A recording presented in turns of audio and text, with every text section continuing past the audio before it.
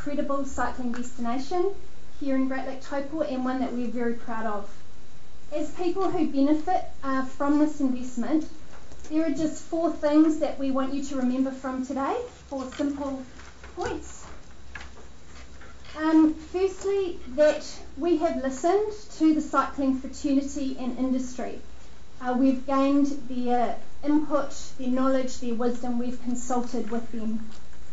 Secondly, we are working together as agencies and organisations, and the reason we want to do this is to get a better output. Thirdly, we are measuring. We want to know clearly the economic and social value of cycling to the Great Lake Taupo region and use this as the means of allocating our investment to it. And finally, we want more results, but we want to do this at less cost. We want great outputs delivered and do it really smartly. We issued an open invitation to any and all cycling related organisations and businesses to take part in a biking forum. We had over 100 people who attended in September, and all of the organisations shown on the screen either presented or were represented. We had a national, regional and local representation, so a very wide voice. They shared on how to use cycling as a means of increasing visitation to the Great Lake Taupo region. We had an open forum with Sarah Ulmer, our guest, in the evening, and we subsequently issued an online survey after the event. We were overwhelmed by the level of responses and engagement received. So 23 pages, which was no mean feat to go through and understand. But people obviously felt very passionate and very engaged about this topic. We were determined that the biking forum would not be a talk fest, but resulted in some very clear outputs and projects that could be communicated back to the cycling organisations. The first step was to establish a project team that represents the key cycling groups, and you can see the people that are part of that group on the screen. The purpose of this group is to plan the marketing and development of cycling as a way to attract visitors to our region long term. I will now pass over to Rowan, who will share the key outputs and findings from the survey. Thank you, Donna. Councillors. So, as Donna mentioned, we had a lot of feedback post the survey and during the survey, so we will talk through those 23 pages of comments and where are the, pluck out the 5 key themes which came from that.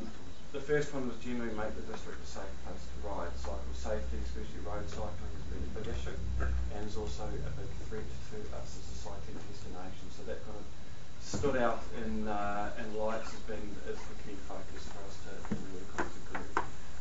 We need to be proactive about marketing cycling. Cycling is a huge strength for the district. It benefits a wide range of people, not just cyclists, but also the industries and also the growing businesses who are now being associated with cycling. Develop our strong bike culture or community. So this is about, homegrown cycling, its importance locally, for health reasons, for an effective and a healthy way to travel, and also just, again, reinforce ourselves as a cycling destination so when people come to visit here to use our trails, etc., they can kind of see it in the urban area as well, that we are all about breathing cycling. The fund and maintenance and development of our world-class trail system, we'll get onto this soon.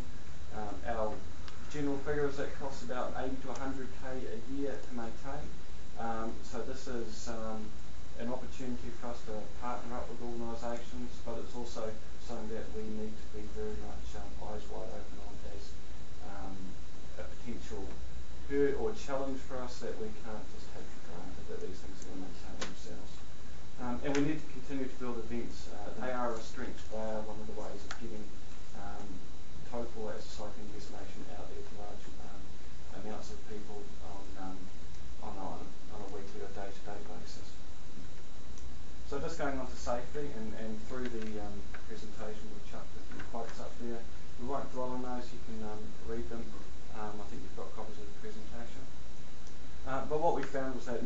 80% of the respondents said that safety is a big thing.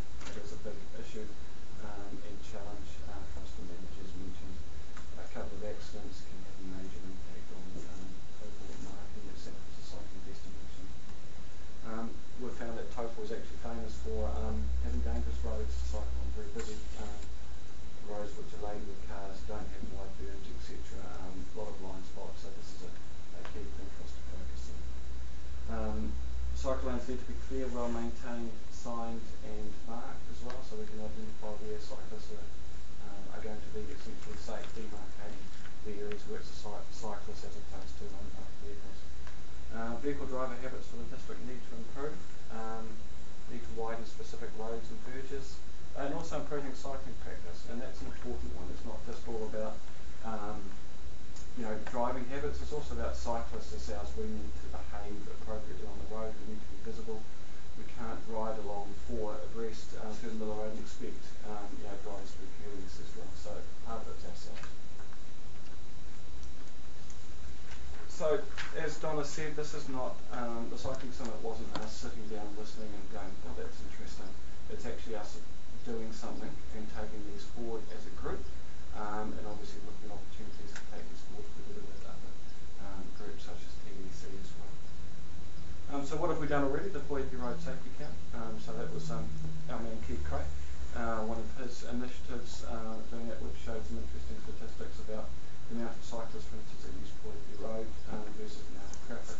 This was done on the weekend, obviously, and it wasn't done during rush hour when everyone's heading off to Tamihi and heading in from Kinloch, where you've got different traffic numbers. But what it did highlight is that it is a very busy road from the cycling and the traffic perspective, and it's one that actually raises a number of conflicts between the two, just given to its physical makeup. But we've had 21 safety signs installed around the district, again, Keith, and working with Contact, etc., and Dennis. So this is another way of increasing the visibility. Rose's bike sculpture as well helps in increasing people's awareness. So it's not just about physical changes to the road, it's about social actions as well. So what are we going to do? Bike Taupo will continue to advocate for safety of cyclists and for cyclists to ride safe. As mentioned, it's about getting message out to cyclists that they need to be visible and riding safe as well. Work with TDC and other agencies to seek safe cycling infrastructure and development, getting involved in different projects. That's already started. Sitting in with Dennis, looking, for instance, at the Rainbow Point initiatives, which Bike Taupo supports. We think that is a great piece of work which is going to provide more safe cycling and driving and pedestrian environment. So it was great to be kind of invited early on and really to be involved in that project. Plan to widen Pouakani Road in place. This can't happen fast enough for us, but we're very much with restrictions and challenges. Happy to sit down and see what we can do as groups which represent, for instance, incorporated society can potentially get into different funding and different resources which the council can't. Lakeside 5 Mile Bay Trail is being constructed with looking forward to other opportunities further on, providing different riding experiences to different ranges of people. So not just hardcore mountain bikers, but mum, dad and the kids, potentially older cyclists as well that don't want anything as extreme as what they'll do for ages. Maintenance, development, infrastructure. So this is in respect to our cycling infrastructure we've got at the moment. As I mentioned, we've got Bike Taupo manages over 150 k's, and that's growing on a daily basis of trails. Our view is that it costs between 180k a year to maintain and manage, but we have our eyes open that we are looking to bear that cost. We're not looking to get the wider community to fund that, as is happening in other cycleways around the country. We very much we do get 28k from the council a year, which goes towards this, which is greatly appreciated. But as I said, we're taking a proactive approach to that. So what have we done? A couple of weeks ago we launched a partners program with business. It's about joining the dots between cycling and business, and also giving something in return. Bike Taupo's got a very strong brand and able to present a good value proposition for involvement in those businesses, and we're also getting some a range of revenue streams